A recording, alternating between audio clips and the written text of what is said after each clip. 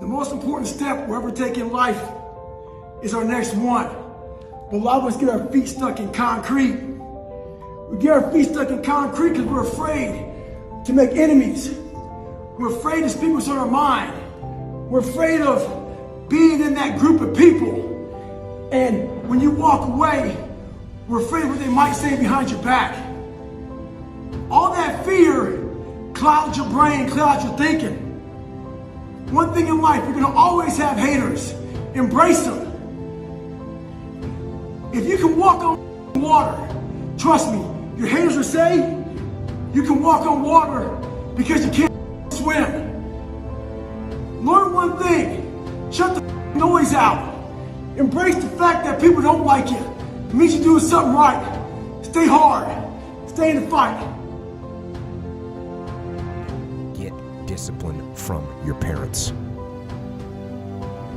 You don't get discipline from your parents, from your grandparents, from your older brothers and sisters. You don't get discipline from an external source. You have to get it from you. That's what self-discipline is. You get it from yourself. You get it from you.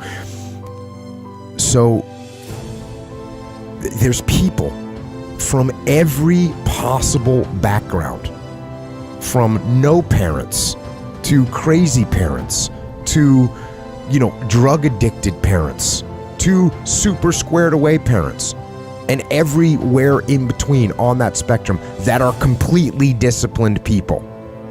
More disciplined than anyone I know. It doesn't come from your parents. You don't inherit it. And there's another piece here. It's called ownership, right? It's called ownership. And if you want to blame other people for the problem, and I say this all the time, if you don't take ownership of the problem's not going to get solved. So if you blame your parents for not having raised you in a disciplined environment, you're not going to solve that problem. You're looking at your parents saying, if you would have done a better job being more disciplined for me, I would be more disciplined now. So that means you can't do anything. The fact of the matter is it's wrong. You actually can do something. And it doesn't matter how your parents raised you and brought you up. You can have the discipline you need to decide to do it. It doesn't matter where your background is. It's what you decide to do. Yeah. So my mind starts to get weak and we start to forget about how bad we are. So basically what I do here is you have to make sure that your mind doesn't become spastic.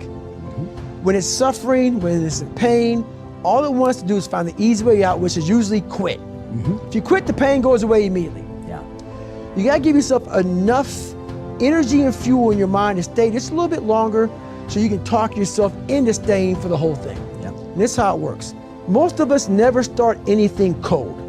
If you're gonna go to college, you gotta study your ass off. If you want to run a 100-mile race, a marathon, if you want to go be Mr. Olympia, if you want to go be a scientist, a doctor. Be one of the best salespeople on the planet. You gotta work. You gotta work. What happens is, in that moment when we need self-talk, when we're failing and we're in our worst spot possible, Yep. we forget the front end, all the build up to where we're at today. We forget how much work we put in. We forget that we put years, maybe not into making these dials, but to getting where you're at today. To become this person. To become this person, to be in a position to make this money you want to make, whatever you want to do in your life. Yeah. We forget that. We forget that journey on what it took for us to get in this moment to make the right decision. Yeah. So that's my self-talk is this. Okay, I want to get the out of here, man. I'm done. Then I remember this. You ran 2,000 miles training to be in this moment right now. We forget that. Yep. We forget the 3 o'clock in the morning runs or getting up early for work or whatever you're doing. We forget all that. In that moment of suffering, I remind myself, Yeah. I only have 50 more miles. I put in 6 months of training.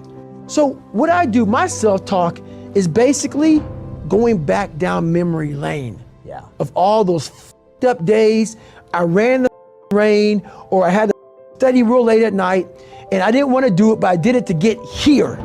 I wanted to get here. Yeah. Now you're here, and now you want to quit? Yeah. So you got to remind yourself, but this thing about it, if you haven't put in any hard work to reflect on, you're all this like people want to be all positive, all this positive talk, it doesn't work if it's a lie. Like if you didn't study for your big exam and you go into it saying, I'm going to pass it, no, you're not. You're going to fail it. That self-talk is not going to work. Self-talk without real work is just a lie. So my self-talk is me reminiscing back on the struggle to get to this moment. And that tells me we're not quitting today.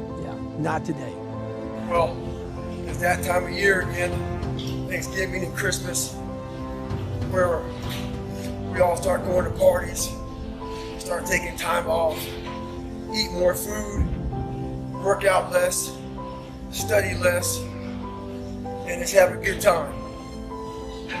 That's all fine, but we still have a responsibility to ourselves to hold ourselves accountable. Not feel sorry for ourselves. We worked so hard during the year. Take these time. You have more days off of work to spend time with your family. Find some time to get after it. Find some time to get in the gym. Study more. Improve yourself. Forget New Year's resolutions. Start today. People want to know how to stop the laziness, and they want to know how to stop the procrastination. And, they have some idea in their head, some kind of a vision of what they want to do. But they don't know where to start. They don't know where to start it, They don't know where to start. And so they say, hey, where do I start? And when's the best time to start? And I have a very simple answer for that. Here and now.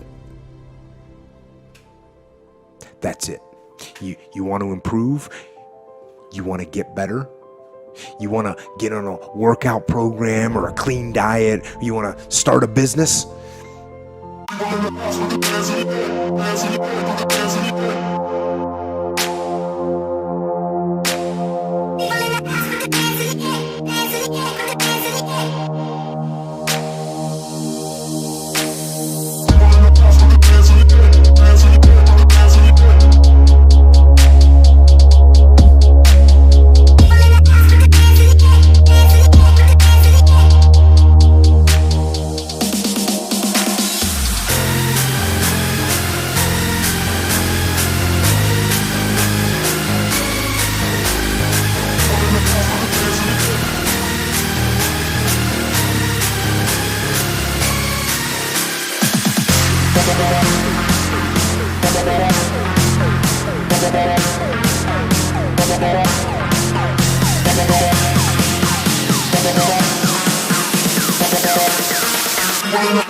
That's